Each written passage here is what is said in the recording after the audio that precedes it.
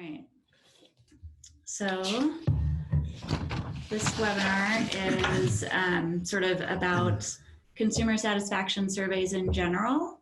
And so we'll give some tips. Here, I'm just going to skip right to this.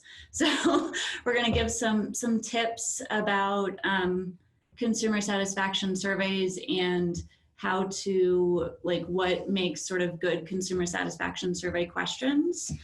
And then we'll also give some tips about collecting responses and things like that. And then we also created a tool that we will share about that we'll share in the chat box as soon as I can figure out how to make that happen. Mm-hmm. So we'll do that in a little bit whenever we get to it. And the tool is really designed, it's a little bit limited, but it's kind of designed so that you can put in your questions and then put in the responses to those questions from your survey, and it'll help you, it'll create sort of a chart for you to look at. So we'll go over that in a little while. All right, and then I didn't let Darold introduce himself, so. Hey, good morning, everyone. Lomat Langway. It's a beautiful morning. We're very grateful and appreciative for you making time to join us today in this webinar. As Arden said, we are presenting on consumer satisfaction. So up on the screen now, you have the objectives for today's webinar. And so we'll get started with that. It's good to see that everyone's joined us today. So, again, if you have any questions or comments, we prefer that you use the chat box. If your mic is currently on, we ask that you mute your mic. You can see the icon at the bottom left-hand screen, corner of your screen where the mic icon is. If you click on that, it'll mute your mic. So that would be very helpful. Thank you very much. Okay, so this was supposed to be a poll, but we're just going to ask you guys to respond to this in the chat box, if you would. So how many of you, or does your program already have a consumer satisfaction survey that you use? So just yes or no, just to give us an idea. Because I don't want to be talking about a whole bunch of stuff that, okay. We're getting a majority of yeses on this one. Yeah. Do you want me to count them, or can I just say we got a majority of yeses? A majority of yeses is fine. Okay. Okay. That's great. So, and then I'm going to actually ask one more question that's not on here, which is, so can you guys, is it possible for you guys to give, changing format, so to give an idea of sort of why you're interested in this webinar? Consumers one for VR events. So some people are in the middle of changing a format and then some language. Okay.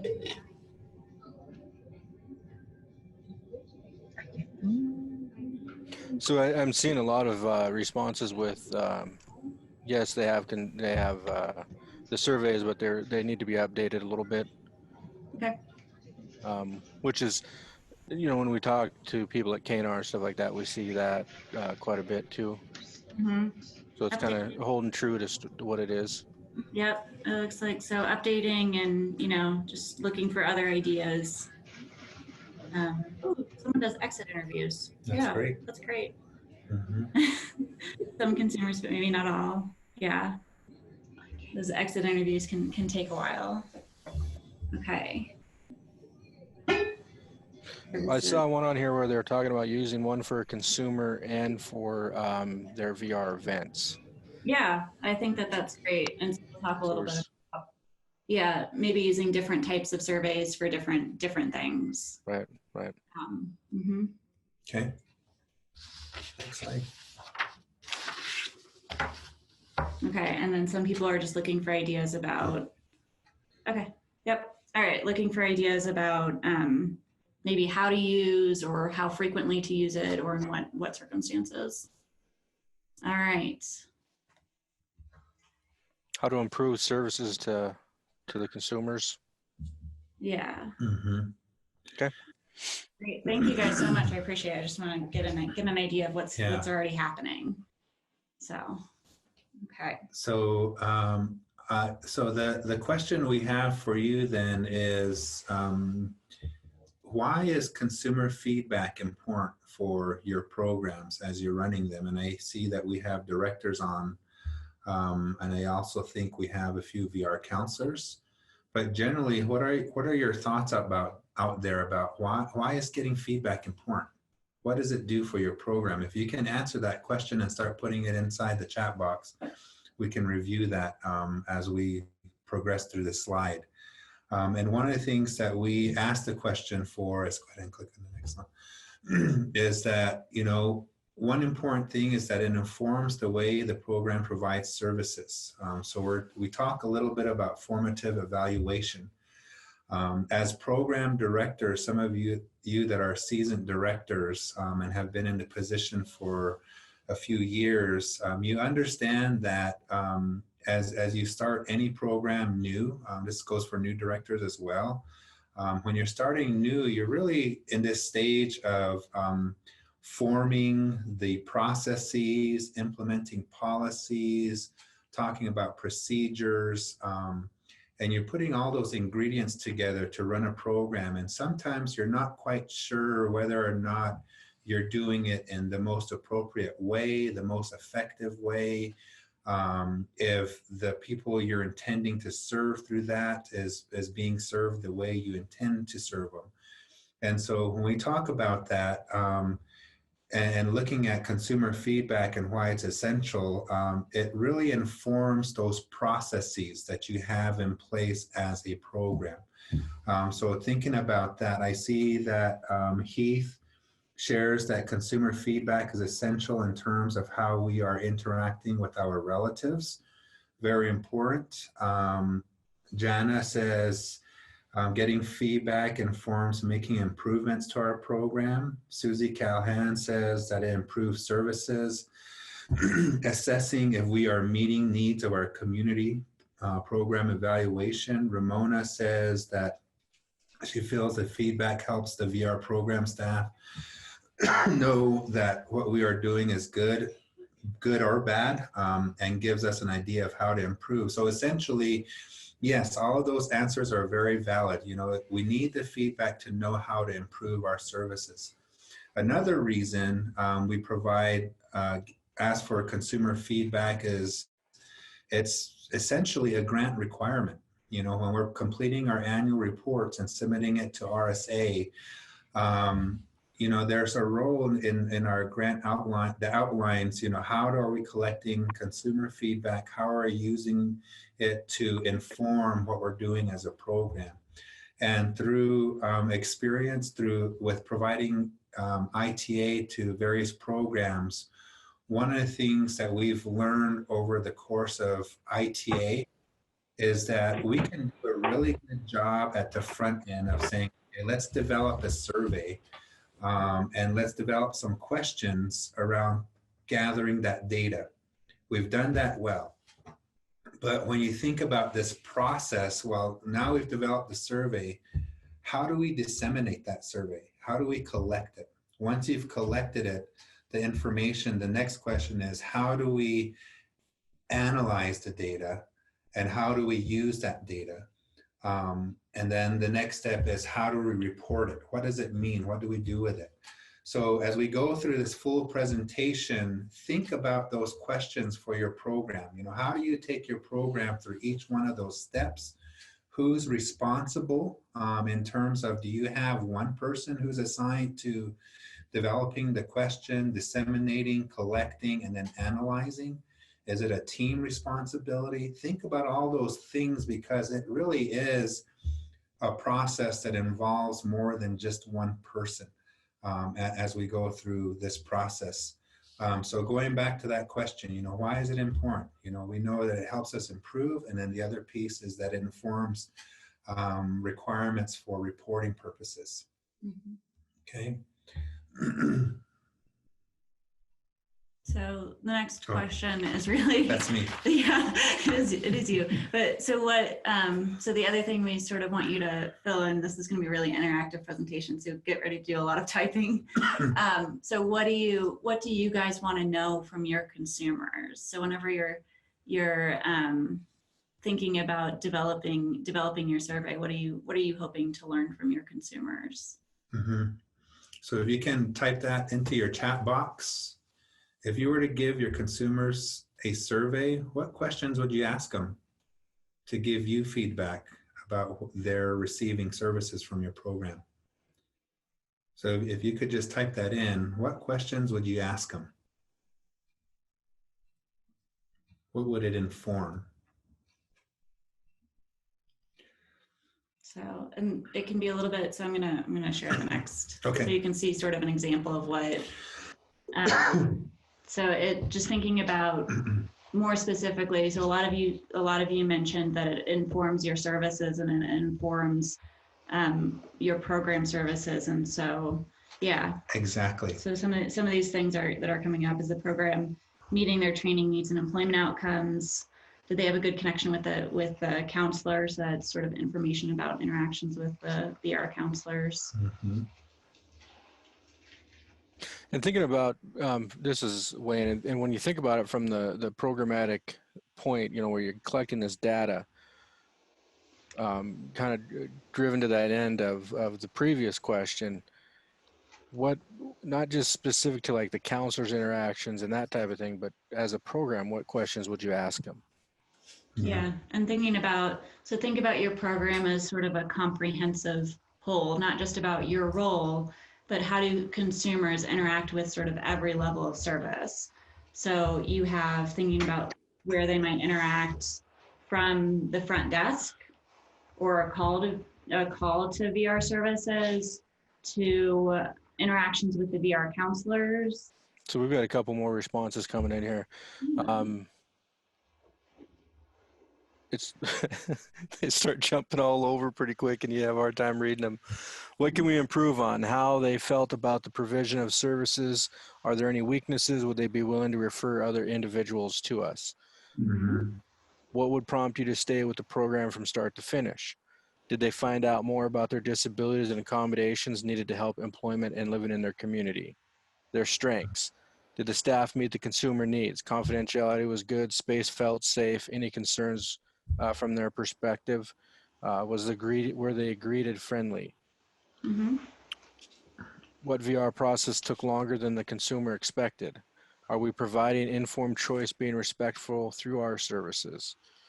Is the program meeting their training needs and employment outcomes? Yes. A lot of good information coming in. Yeah. Do you understand the information given? Yeah. Thank you for posting all your questions. Keep them coming in. And I think one thing that we wanted to really help you understand is that there are many questions that we can ask. And I think that next question is, how do you organize your questions so that it's addressing specific components of your program? And with that, we want to address this idea that, you know, your program, as we're developing a survey, we want to look at your program comprehensively, you know, in terms of when we're getting feedback from consumers. It's not just assessing a small isolated component of your program. For instance, we don't just want to know how they're interacting with the VR counselor. What do we know about how they interact with the director?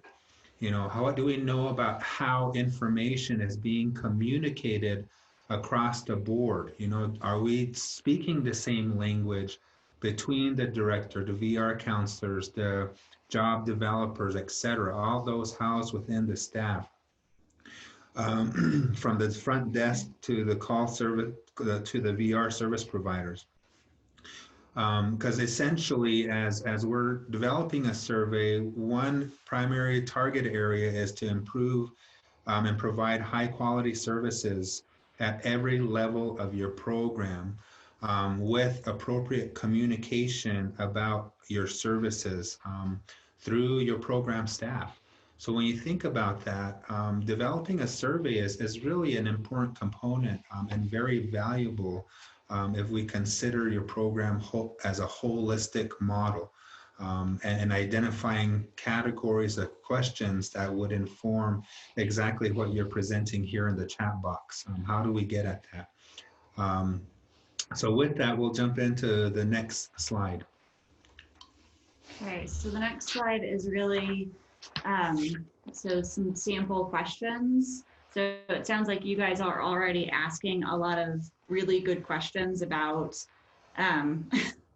about your program. Sorry, there's a conversation about Wayne's recliner in the chat box happening right now. So so thinking about, do you want to ask about specific parts of the process? So to what extent was orientation and intake, or eligibility and IPE, or closure, how much was that process clearly explained to you as a consumer? You can ask about sort of different staff knowledge and ability to provide services.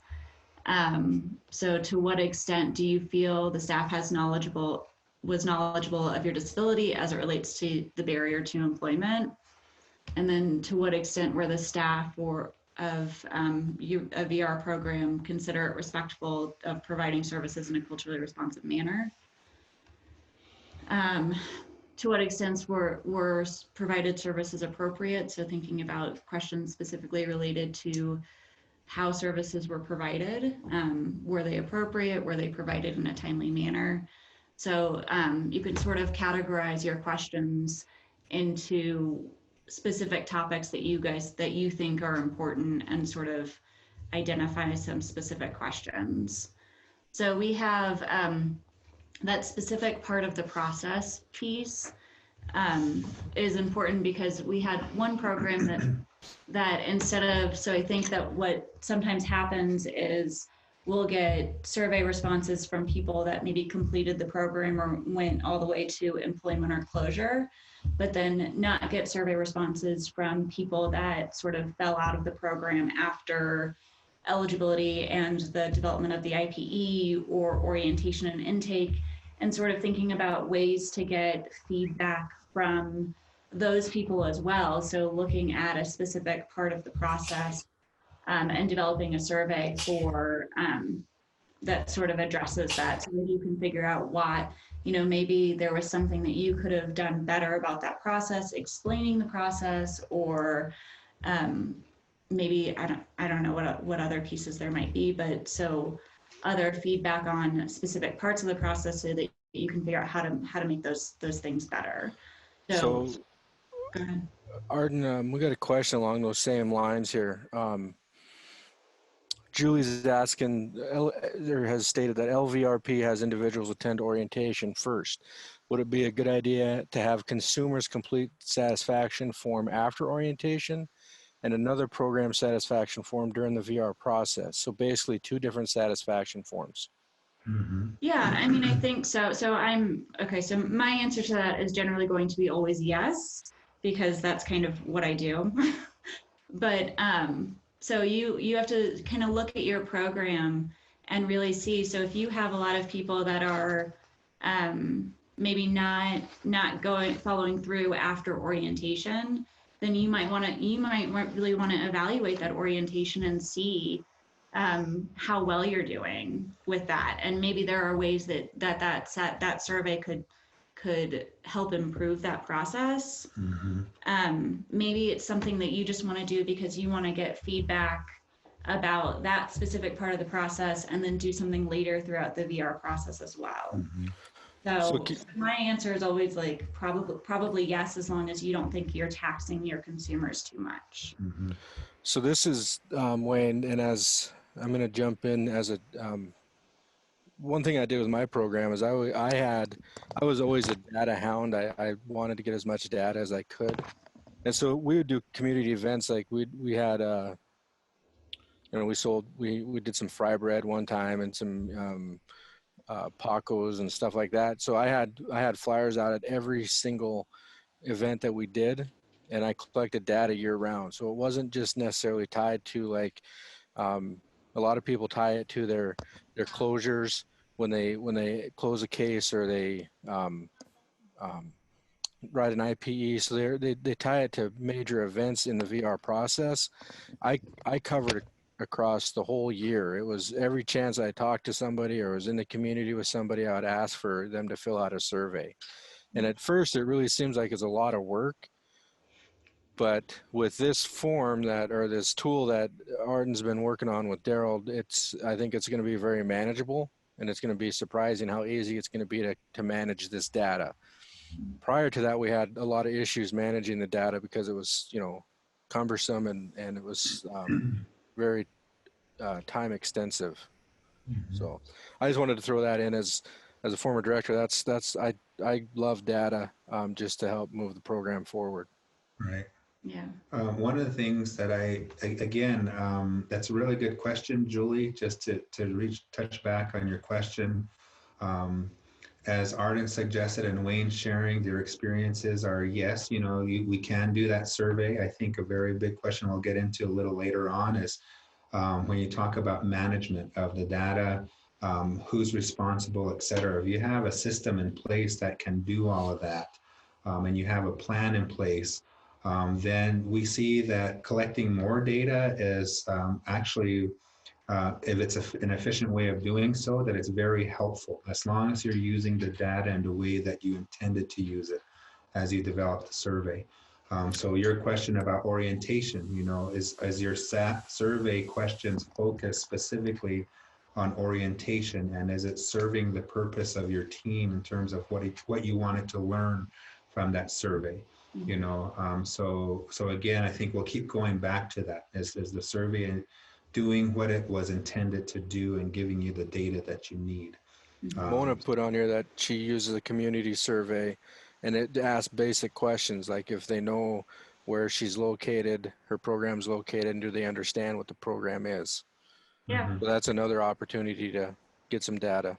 Yes. Yeah, and it's also a great opportunity for a conversation starter too, right? So it gives you an opportunity to talk about your program. So I think that's such a great. And I think a really good question, and this comes up a lot when we are doing ITA with programs, even general technical assistance. Those of you that are online with us right now, I think the experience of going through eligibility or having a potential applicant who thinks that this program is a social service program. And through your orientation process, you really want to clarify and make sure that you understand the eligibility criteria. That goes back to that question that Julie asked. Could we do a survey on orientation to see if they clearly understand the role of this program?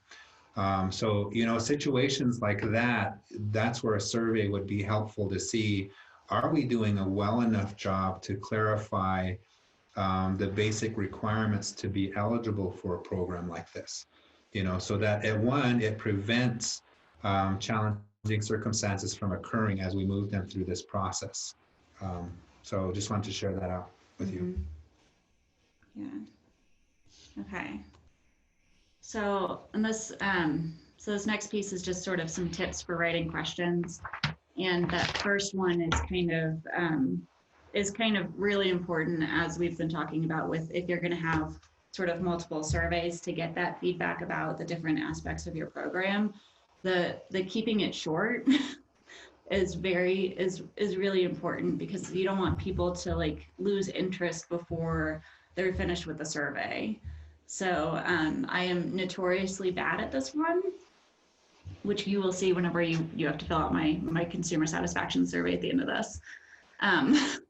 But so whenever you're thinking about how many questions to write and what you want to focus on, think about how many questions you answer in a feedback survey before you start to lose interest, and then try to make sure that you're accommodating that. So generally you want to keep it under 10 questions.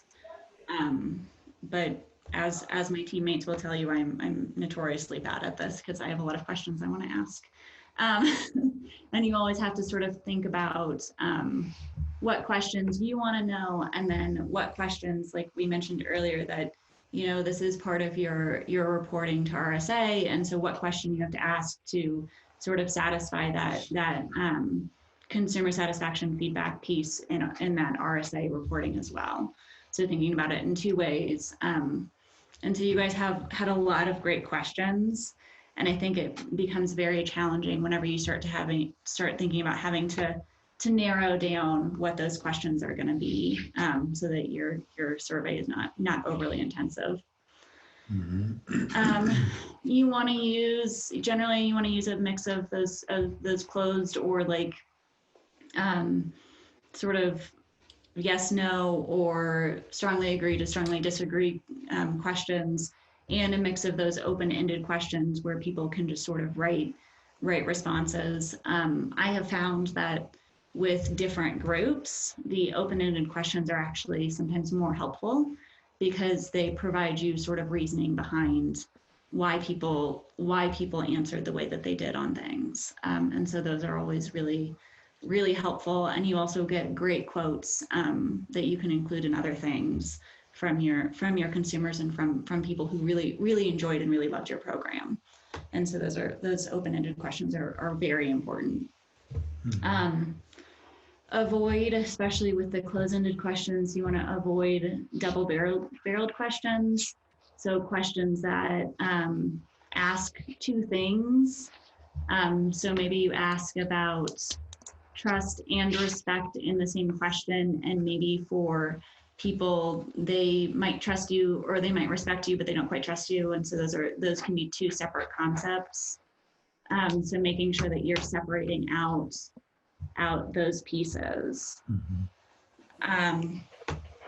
And then just keeping the language simple for those survey questions so that they're easily understood by everyone. Mm-hmm. And you can, if you're thinking about revising or updating your survey, and you can always pilot your questions with your consumers so that you can get feedback on whether the questions, whether your consumers felt like the questions that you were asking were really the questions that you thought you were asking, because sometimes we all have different interpretations of different language. And so sometimes piloting and doing some follow-up with some specific consumers to ask about their surveys can be helpful. Just get permission ahead of time for those pieces.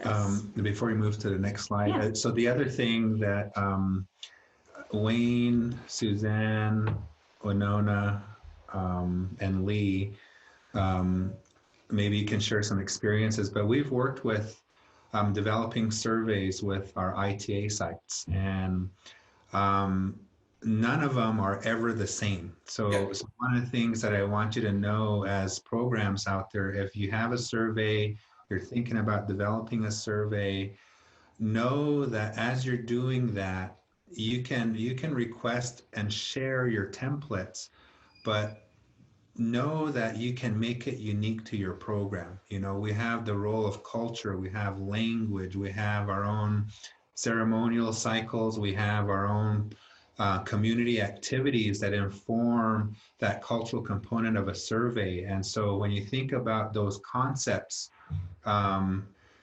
you have the ability to make it what you want. So for example, we've worked with one program that asked a question similar to Julie, that the scenario around, well, we have some applicants who apply but never get to the stage of eligibility. We really want to know what we're doing in that orientation phase. Is there something that we can improve on? And then they proposed this other idea that, well, you know what, we have some consumers that are eligible, but never make it to successful closure. But we close them anyway because due to non-contact or so forth. We want to learn what their experience is. And so this program that we had worked with had developed, I think, 3 to 4 various types of surveys to address those. So, making But We're losing you, Darold. one survey to address the components. In a shotgun approach might be the best way because they're not separating our process in these stages or looking at those unique aspects. So know that you make it unique based on what the program is. I want to I don't know if any of the art counselors they've had with developing surveys.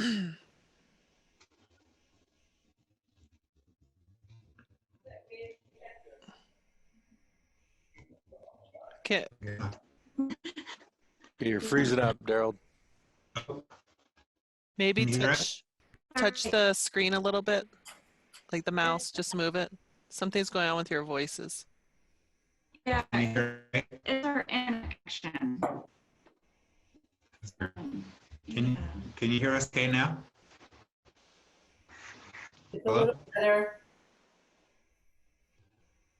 It's a Talk for a little little bit better. again. Talk for a little bit. We're just testing the internet. Hopefully it's working and you can all hear us okay. Okay, we're hearing you, but your picture is frozen in time. Oh, goodness. Okay. Well, Not really sure how to fix that at this point. okay, so is our screen still frozen? Yeah. Your screen is. We don't know about, you haven't moved the, okay, your slide says keep it short, but you know, it's keep the language simple. So you might want to, this is the tips for writing questions. You might want to move the slide and see if that works. If you're finished with this one. Nothing's happening.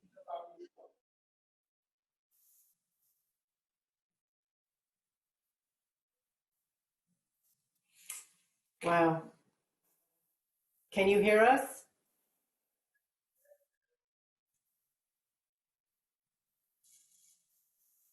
I can hear you, Suzanne. I think they might have logged off and they're going to log back on. Okay, thank you. So hold on, everyone. Yeah, don't run away. We're still here. I just want to congratulate everyone for your participation. This is one of the most rewarding part of a webinar or a talking circle is when you participate, and you've provided some great comments and feedback and experiences. So keep that coming. Can you hear us? Yes, there you are. Okay. All right. Great. Sorry, our internet connection booted us off. Yes. I'm sorry, guys. You don't have any control over that, Arden. So I can I still don't be know sorry for how much you heard about the experience with developing surveys, but I had posed a question to the VR counselors if they had any experiences with ITA with developing surveys. I think the one unique thing is that not every survey looks the same. And then you can develop as many surveys as you want to look at your VR process, but to keep in mind the unique circumstances of your program and your community as it relates to your cultural environment.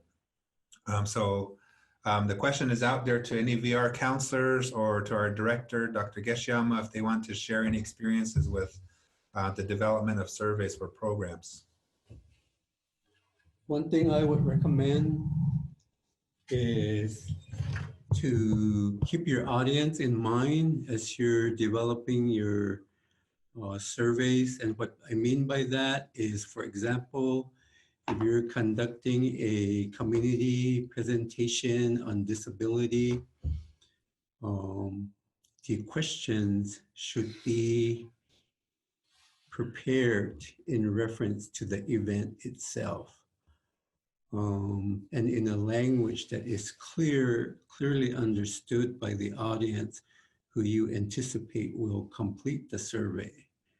And having specific surveys for your consumers, your employers.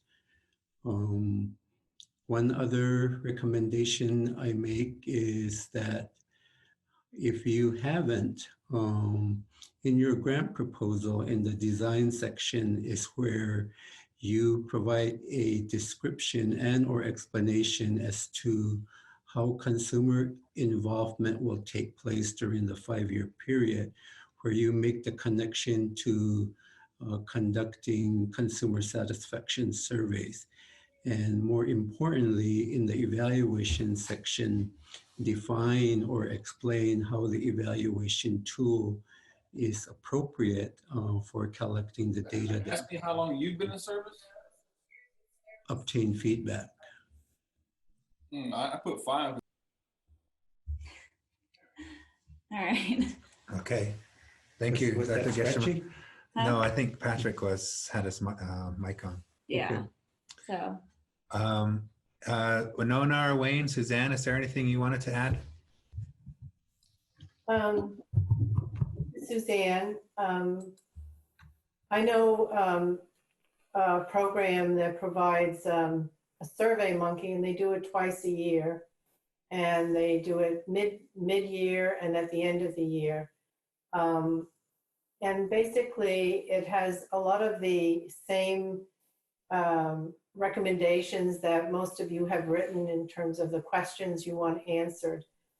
I like the recommendations that that's being made today in terms of keeping the language simple and keeping it simple, but also remember to keep your grant in mind and what you said you were going to do in the grant according to evaluation.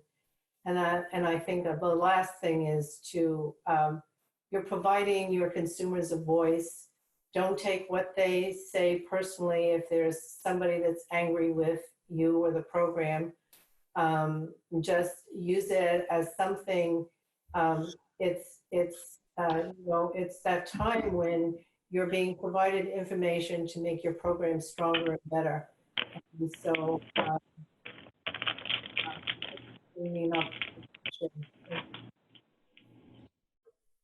This is Winona. I just wanted to remind people of our own survey at the end of this and how important it is and how we need that feedback when we're doing our reporting and when we're responding to our funders. And so so how we look at it is we value your opinion. It makes us improve the things that we're doing. And so it's kind of ties into this, that so complete that survey at the end because we look at it. Good point. Thank you. Yes, thank you, Winona. It's very true. Excellent. All right. So a lot of us sort of, and Suzanne especially, sort of touched on sort of having a plan for collecting feedback. So we've already touched on this a little bit, but thinking about what your plan is for collecting feedback and how you want to do it. So there's no, I'm not going to tell you that there's a really right way to do it because, like Darold was saying earlier, all of your programs are different and you have to work with what works with your program. But so thinking about ahead of time, but you can plan for it with your program. So thinking about ahead of time, what times you want to and ways you want to send out and collect surveys, and then thinking about sort of different methods. So if you want to decide on regular times, if you want to just send it out twice a year, then that's what you're going to do. If you want to, send or make sure that people get feedback or you're collecting feedback from people after they, 1 month after they've finished and are in employment, then that's something you need to do. So just sort of planning ahead of time when you think it's going to be most valuable for your program to collect that feedback. Mm-hmm. And so I can't tell you when that's going to be. There are multiple methods and none of them are wrong. Mm-hmm. So, and then thinking about and making sure that there's a reason, right? Is there a reason for why you're collecting feedback when you're collecting it? And thinking that piece through for your program. And then thinking about methods for collecting surveys. So sometimes, you know, it's, for most programs, this is not the case, but for us, we use a lot of electronic surveys.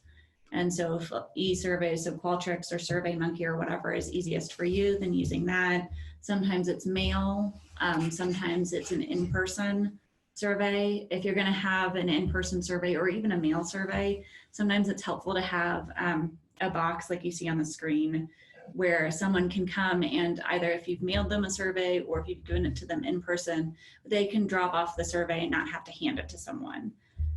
So that way you still keep those answers sort of confidential, and that way they feel comfortable being honest with those answers.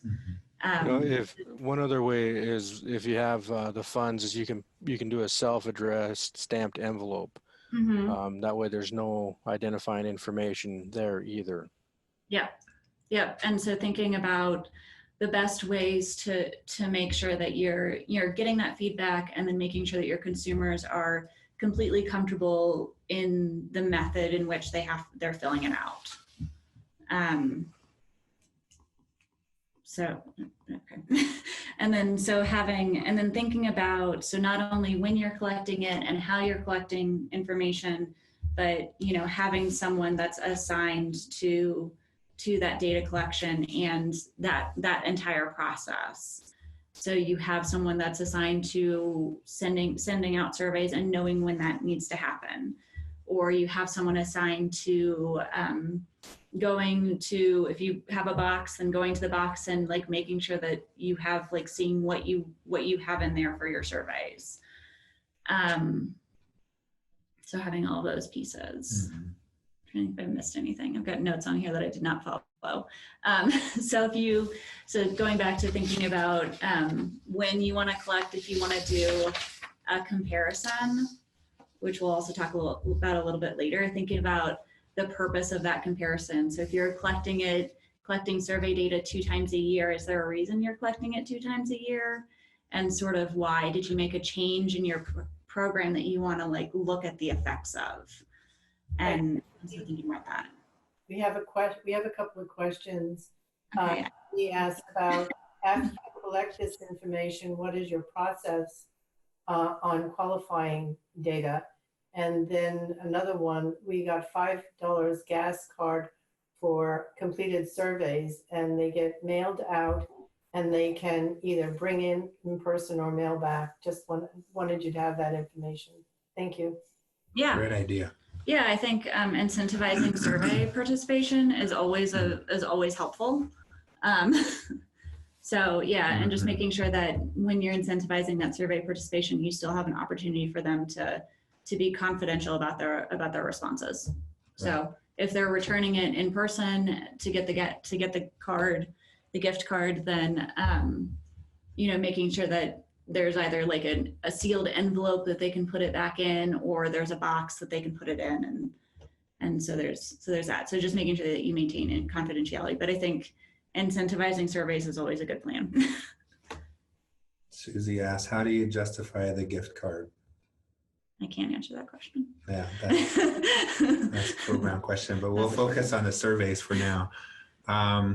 Yeah. One last thing that I do want to add to that too, as you're collecting the data, and I think Arden will get into it, but Ruby, you asked a question, after you've collected this information, what is your process on qualifying the data? So Arden will take us through that next step. But I also want to reiterate something Suzanne said. As you're collecting data, you know, we have representations of consumers and applicants on a very wide spectrum. You know, those who are very pleased with services, and of course, consumers who were not very happy. And I think we're all familiar with having consumers like that. So as you're receiving the feedback, be cognizant and mindful that you will have some criticisms in your feedback.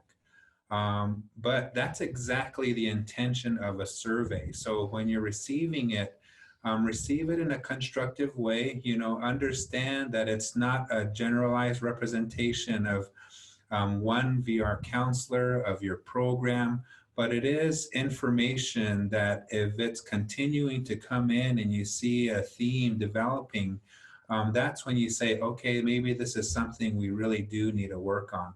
So think about that, you know, that we do have consumers on this wide spectrum, and you're going to get a diversity of feedback, especially narrative feedback, that as the person who's responsible for analyzing that, it's not something to be very concerned and say, what do we do with this? But something to say, how do we consider this in addition to all the other data that we're receiving?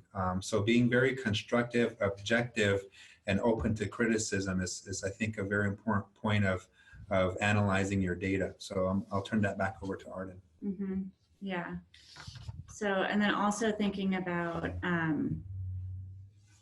so how often, so whenever you're thinking about having a plan for collecting data, how often are you only collecting data from, or collecting surveys from successfully employed consumers? I put that in the chat box. Did you really? Yeah. Oh.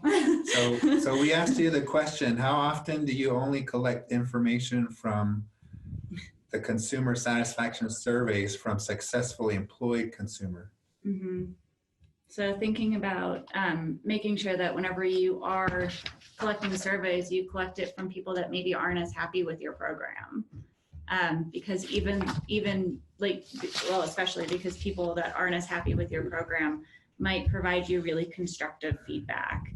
And it might be kind of, like Darold said, a little bit stinging, but I think that sometimes that's good, because that offers the most opportunities for improvement and change, and sometimes needed change whenever there's sort of a pattern to that. Right. So thinking about that. Mm-hmm. Okay, so so we wanted to talk to you a little bit about sort of why we created this next tool, which I'm going to figure out in a second how to share in the chat box. But it was Darold that worked with this program that needed this, so he's going to talk a little bit more about that. Okay, so a really quick example. We worked with a program whose staff were also taking classes from the Northwest Indian College. Shout out to NWIC out there. And one of the things they were working on is developing consumer surveys. And the counselor had come to me and said, well, Mr. Joseph, you know, we're developing a survey. So we went through this process that we just shared with you. But the next question was, now what do we do with the survey? How do we analyze the survey? And up to that point, in our ITA technical assistance program, we have done the survey results, analyzing the survey results. We give the data to Arden, she does it, and then we spit that back out and give it to the programs. But the counselor was interested, is there a tool of some sort we can create that we can use independently? And so, you know, this is what we came up with, is that, you know, we developed a tool using Excel because the program wanted to automatically produce any charts or data based on their survey. But it also built their capacity to do database decision-making. You know, what do we need to improve? What things do we need to change? What do we want to continue? So through that process with a program, Arden's developed an Excel tool, which is a basic tool that's available through this webinar that she'll now explain to you with developing the use of this tool to spit out the results that you need from your survey. Yeah. Okay. So before we do this, I want to be able to share it with you guys. So I'm going to share this file. If I can find it. Oh, you guys are going to see how messy my desktop is. Hang on, we're going to stop share so you guys don't have to see my messy file system. Okay. I'm going to share a file through the chat box here, and then I'll walk you through it, because I don't know that it will make complete sense on its own. So while you're digging that up, Susie put on here that we send out a survey to everyone that we serve each year, no matter where they are in the process of their IPE. And have gotten a 90 to 100% return. We also provide a different survey with each workshop we provide. This gives us feedback in 2 formats. That's great. That's A great great return. Susie, what do you think creates that high rate of return for your surveys? If you can put that in chat box, that would be helpful.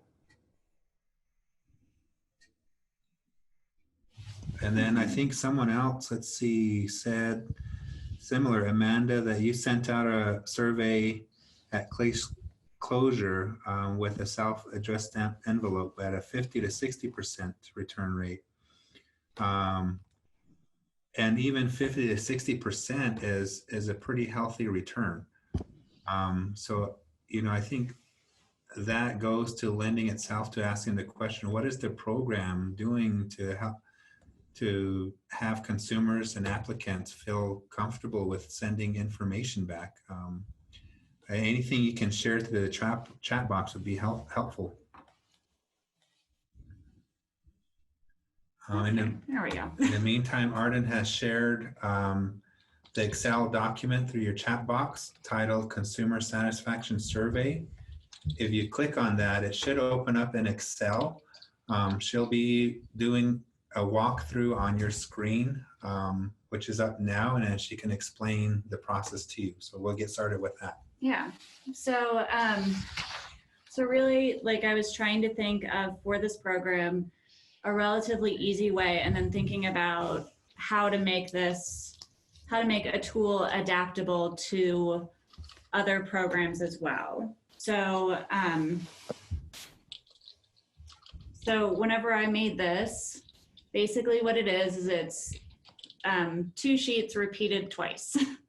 So you have a data entry page, and then you have a charts page, and then you have another data entry page if you want to do like a comparison, and then another charts page, which I need to change the name of that, sorry. And so basically what you can do is you can type in your question here.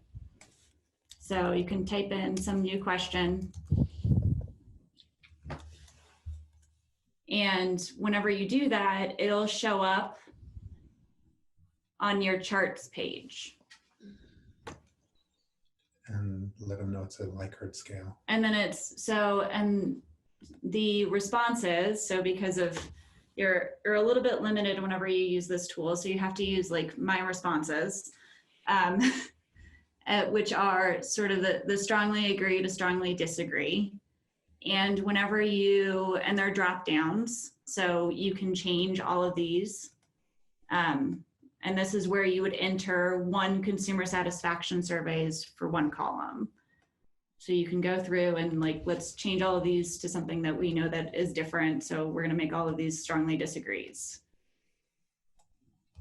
Even though hopefully. Question on question number 1, column B is the answer for column, all of the answers for one. So you have 1, this is 1 participant's response. Okay. So, and then this is the second participant's response. Thank you. And so you have, yeah, no, that's a great question. So you have survey 1, survey 2. Yeah. And then, so you have, hang on, I'm gonna change this while we're here, guys. So give me 1 second. Because you can also put a date here as well, if you want. So if you have a date of response, then you can fill that in here. And then, let's see, Darold asked me if I could put survey 1, if that would be clearer. So give me 1 second. It would take me more than 1 second to do this. Good job. Looks good. All right. Oh, wait, hang on. Copy, paste, and I'll reshare this with you guys so that way you can have a more updated version. Did it work? No, It did work. it's not. It's not working the way that I thought it would. Hang on. Okay. Control. All right. I don't know why this is acting a little weird. You can fix later. Yeah. Copy. Paste values. All right. Sorry, guys. So you can see the idea is that each column is a representation of one survey, feedback on one survey, and then you can enter it with the multiple surveys that you receive. Right. And then once you enter those, so you're limited to 50, but then your responses, the sort of distribution of your responses, of the responses you get back and that you fill in, will, oh, we got questions happening. Okay. Will automatically fill in over here. Yeah. On that. So you go back to the first page and you're doing survey 1, 2, and 3. You might have 2 surveys a year. So maybe that's consumer. That's a consumer that's responding, right? Yeah. So you will have your very own questions here for your, so like say that you have, it's your consumer satisfaction survey that you always use with consumers that are successfully employed. And so that's one survey that you use. And so you'll type in your consumer satisfaction survey questions here. Right. And then you'll type your title survey 1, 2, and 3. You might yep. And then you will go through. And so this is one response. Right. And you'll fill out what they said. And then you can fill out, move this real quick. And then you can also add in open-ended questions where you type in their responses to the open-ended questions. And so really this is just a sort of very standard data collection sheet that you can use. But really the cool thing about it is that if you use it, it'll sort of create these charts so that you can see sort of a summary of results of your data. Mm-hmm. Awesome. So 2 things to address Amanda. Amanda Race made a comment about we've been telling them old-fashioned way. So yes, think of this as there's a paper format that consumers fill out, and then again, who's going to be responsible for taking that paper format and tallying it into this database? So identifying someone who can do that, and then it automatically populates those percentage charts that Arden showed you. And then Sharon Patterson asks, we have many yes, no answers. Is it possible to change? So I'm assuming possible to change this Excel document is the question. Yeah. So right now that is not, I can, and I'm happy to sort of create multiple versions of this. One of the additional reasons to share this tool with you all is to really get feedback from you about what would be most helpful.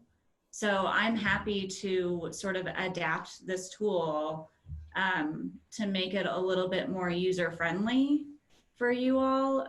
So thinking about if I'm happy to create one that just asks yes, no questions. And then to continue thinking about, are there ways that I can make that automatic? And I don't have an automated way to make, like, so if you have 3 questions that are strongly agree to strongly disagree and 3 questions that are yes, no, I don't have a good way to do that right now. But if you have all yes, no questions, then I think that we could make a form like this that would do yes, no questions pretty easily. So my recommendation on that is,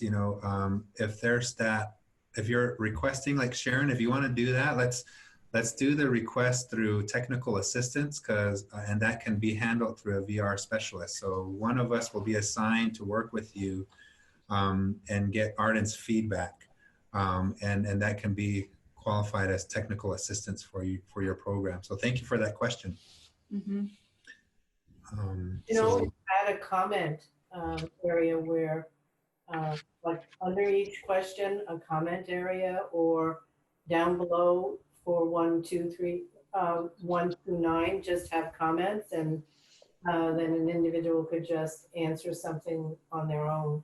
But this is an awesome start. Yeah. So, Like, and I should say it's not going to work perfectly for everyone, but I think that it's a good starting point. And I think that we can also send this out as a follow-up email to all of the participants in this webinar. And I can see about, before we do that, creating a version that just has yes, no responses. So that way you guys can get both and use whatever one is most helpful to you in your program. And then for the comments, if you do have a sort of a comment section after each, only because of the way this is laid out, otherwise this wouldn't be a problem. So I would just add in, you can add in more open-ended questions down here. And if you have comments that go with the other ones, it's a little bit sort of laid out, would be laid out a little bit weird, but you could use the open-ended question section and just add more questions down there for your comments. That would be my suggestion if you want to use this tool. So I wish I would have had it when I was a director. So, okay. And then are there other questions, comments? That's Amanda's. Sharon, she said that would be great because the surveys went to print, so her yes no surveys. Yeah, yeah. So I can make one real quick. That's just that yes no. Yeah. And then Irma can't get the volume to work. It might be on your end, but there's some volume control on the bottom left-hand corner of your screen. So try clicking on that. Other than that, we can move forward with the next slide. All right. So I have just automatically switch shares. So we're gonna do this. Every once in a while, I'm really good at technology, and then things like this happen, and I'm not. Got it. You're doing just great. Thank you. I appreciate that. I like that. You're doing okay. All right. So we're on this one now. Okay. So we just tell them we went through that. So we went through these sort of pieces. So the last, so this is all related to that Excel document. So the last piece of this is really making sure that you're looking at the charts and sort of looking at what it's telling you.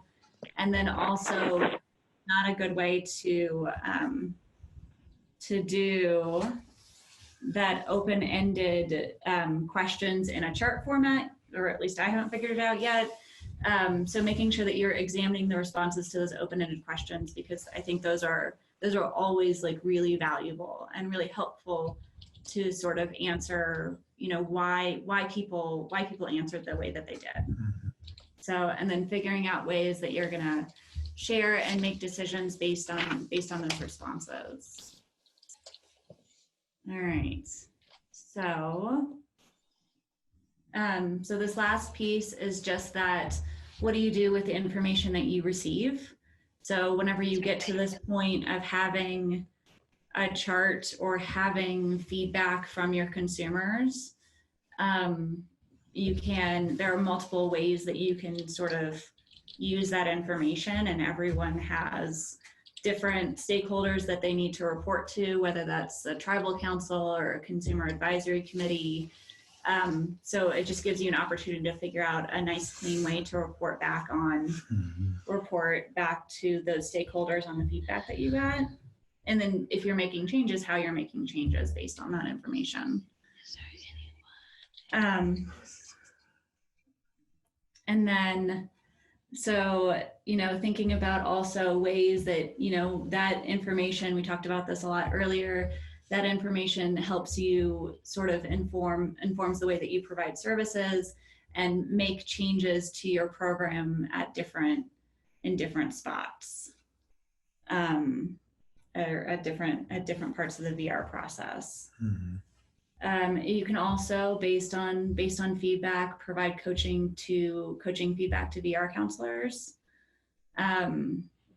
And then obviously include results in annual performance reports. So making sure you have that question that addresses whatever is in that APR.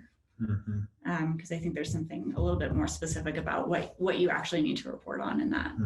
So making sure you know what that is and that you're asking that question. Yeah. And the reference to that AIVRS APR is on page, so if you look at that form, the APR form, it's page 18, item 9. This is the place where you can report your consumer satisfaction information. And then Arden has a note on here that I think is very important for this slide, that when you do receive the feedback, turn it into action.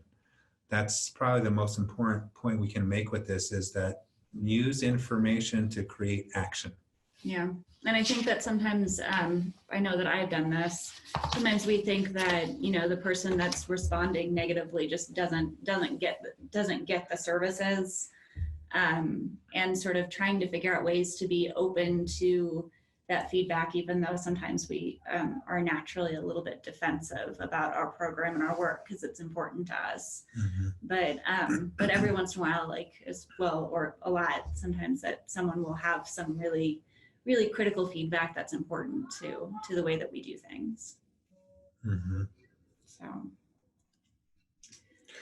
okay, so we have some like sort of discussion questions, but really this is also a good opportunity for you to just ask if you have questions for us, or if you have things that you want to talk about that we didn't address.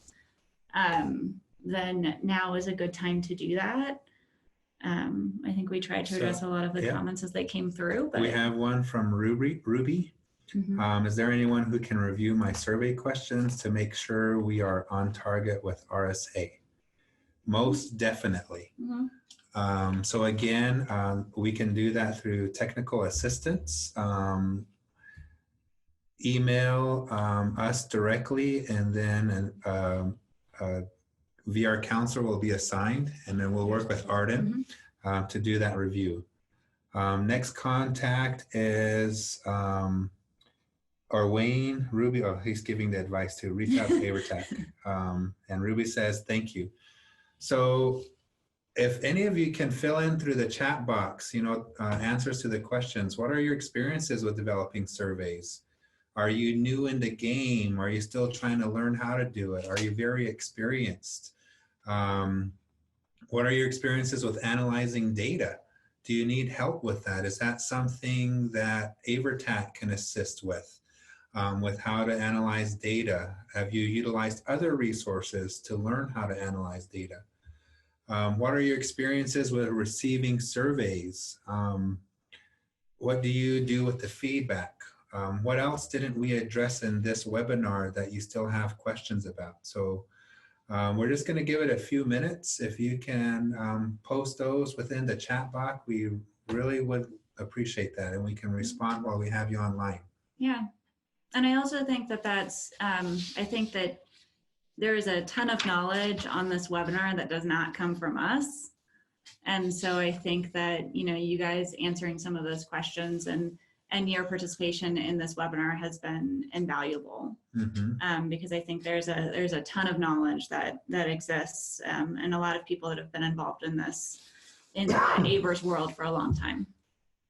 So I think. Can I share a quick story? This is Winona. Yeah. Yes. So my experience with surveys, and so many years ago, I didn't drink coffee, and I used to do these workshops, and I didn't realize how people needed coffee, and all the surveys that would come out were all about coffee. Like everything's great, but we needed coffee. Everything was cool, but there was no coffee. And I didn't realize that was such a big impact because I wasn't a coffee drinker. And once I was able to provide coffee, then the surveys changed to the actual content. And I was really surprised about how that made an impact, just because I didn't know how important it was for a lot of people. Now I'm a coffee drinker, and I'm like, now I'm that person. Would have been great to have coffee. So just a quick little thing. Sometimes you don't know something until people give you feedback on it. Yeah, Mhm. and I think coffee is a kind of weird social thing too. Yeah. Yeah. Right? So it adds a different element to your events. Mm-hmm. Definitely. Well, it also speaks to the comfort level. Mhm. You know, we all in our homes or in our offices, that's one of the first things we do to start our day is coffee. So if we have that comfort level in our programs, then it promotes interaction and that openness to share. And so that carries across not just with coffee, but everything we do in our environment. You know, the front desk person, the initial contact in the community. If we can create that comfortable feeling and that openness in the program, then we're going to get more feedback. Right. Yeah, definitely. Susie is sharing that, you know, as an alternative, they don't provide incentives through like money cards or gift cards, that providing simply a stamped envelope seems to get them to complete and return their surveys. That's awesome. So that's really awesome.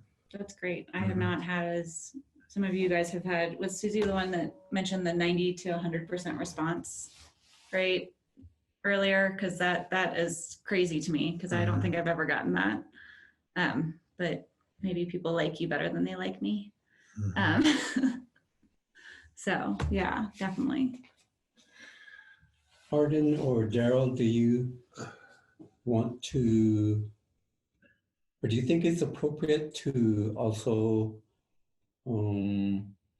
talk about the use of focus group to gather similar, or do you think that's a complete separate topic to gather similar data? I think that so I guess we should say that focus group and interview data is kind of like, it seems like it would be a webinar all on its own. But I think that having multiple sources of how you collect data is important, because some people are going to be more likely to show up to a focus group where you have food and coffee and it's a social event, and you know that's how they want to provide feedback. And then other people are going to want to provide feedback in a more private way, and so having, you know, a survey option for them, and then maybe having also focus groups that you conduct every couple of years, or every once a year or something like that, or twice a year or whatever, and having that option as well. I think that there's always value in collecting information from different formats. My experience with focus group is like in the fourth year, sometimes it's in the second and fourth year, so that it's 1 year into your grant, a brand new grant. And then in the fourth year, you're getting ready to, you're preparing to write a grant for the fifth year. So those focus groups, those kind of, you have to think about the questions that you want answered. At least that's what we did, and that's what some of the programs are doing with their focus groups. Found them very beneficial, because you have people that are willing to share. You can have individual ones where you're not only just doing your consumers, but you might have different providers coming in, the state coming in. So focus groups are good. Okay. Great. Yeah, so definitely. So I am just going to share my screen one last time. I shared in the chat box the survey for this webinar. So I hope you guys go and do that. And then, I just wanted to share my screen one last time, because I wanted to share the save the dates for the next webinars that we're hosting. So we're going to have a virtual talking circle sort of on this topic, on how you're using consumer satisfaction surveys. If you go back and you use the tool, then come to the virtual talking circle and, you know, give us some feedback about, you know, what worked, what didn't work, what we could do to improve. So if you want to do that, then that would be great as well.